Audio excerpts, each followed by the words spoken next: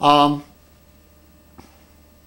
yeah, so I'm excited. I'm not out of the woods yet. There's going to be a very painful transition to where basically all my money's run out. I mean, I'm still getting unemployment checks, but then they want to know, like, have you found work yet? And then there'll be this gap, between I start getting paid for my new job and my last unemployment check. But as they say, I will cross that bridge when I come to it. It's better being in this situation than the situation I was before. And I'm really thinking this will be really good. I really like this gentleman, and I like his company. And I've spent time there already.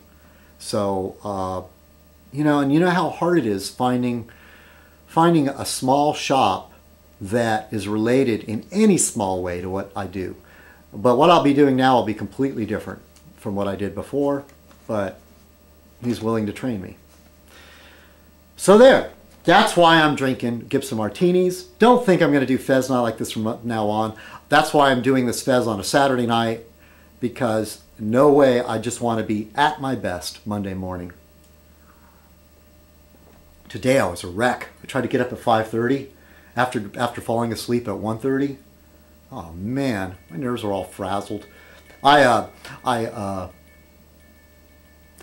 one point, the woman that should not be mentioned needed to move in with me.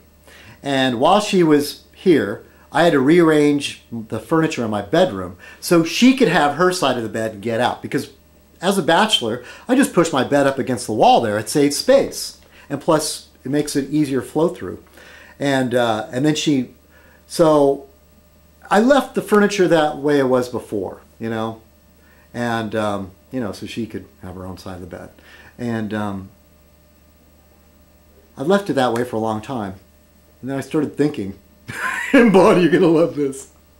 Really, there's a practical side to it. It creates more room, and it makes a straighter shot when you go through the bedroom door to the bathroom. There's no, like, corners to cut, to go around.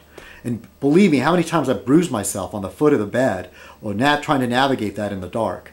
But I did look this up, that the feng shui in my room was all wrong. So here we go. Here's the new feng shui in my bedroom. Here's chapter 2 of my life.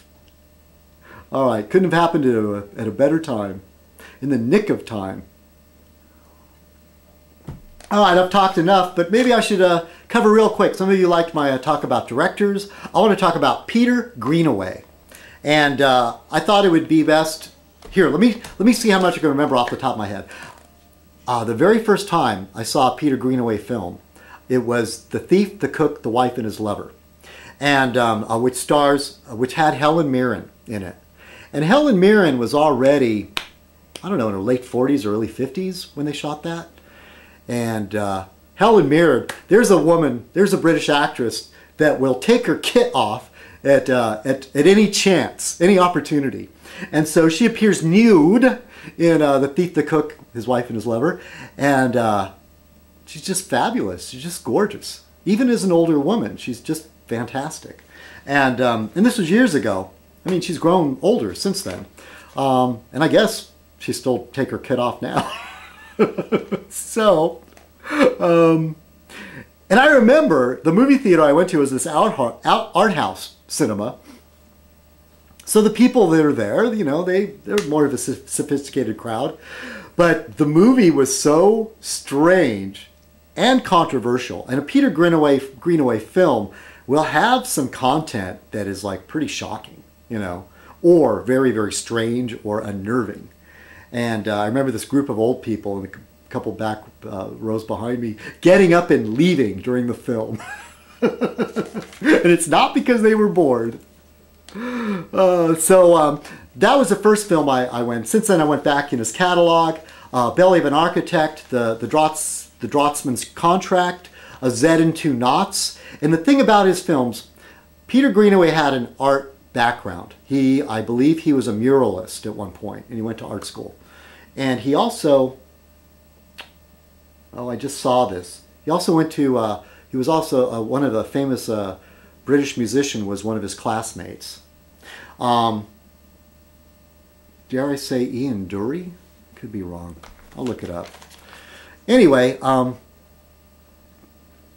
so since his painting background as an art student, many of his films are set up where the camera is facing a set. And much like the early days of filmmaking, they were just like shooting into a box. But his has symmetry. There's this symmetry, and it looks like a painting that comes to life. In The Thief, the Cook, His Wife, and His Lovers, they would go from one scene to the next. So you'd see the camera pan, they would go into the next room, and Helen Mirren's dress would go from a green room that had a whole green theme going, green walls, green curtains, Helen Mirren wearing a green dress. This is the way I remember it. Memories do change and can fool us, but this is the way I do remember it. She walks through this door into the next room where everything's red, and her dress is now red. And then the other theme in the movie was cooking. And in A Z and Two Knots, it was about animals decaying. There was a movie called Drowning by Numbers where everything was about numbers. You would see a number on a boat, there would be a number on a train. You know, you would look for the numbers. The Draughtsman's Contract, I believe, was like in the area, the era of like Louis XIV France, and he is an architect. Was he an architect? I guess he was. What's a draftsman in English?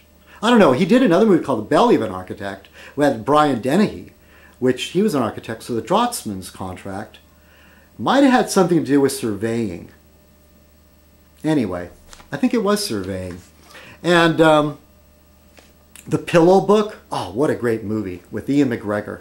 And that theme in that was tattoos and calligraphy, or Japanese or Chinese writing.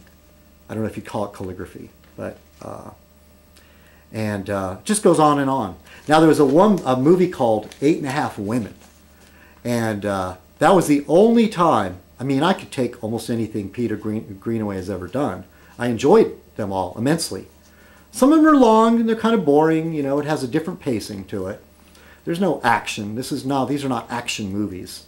But there's sex and nudity and death. What else? What else do you want?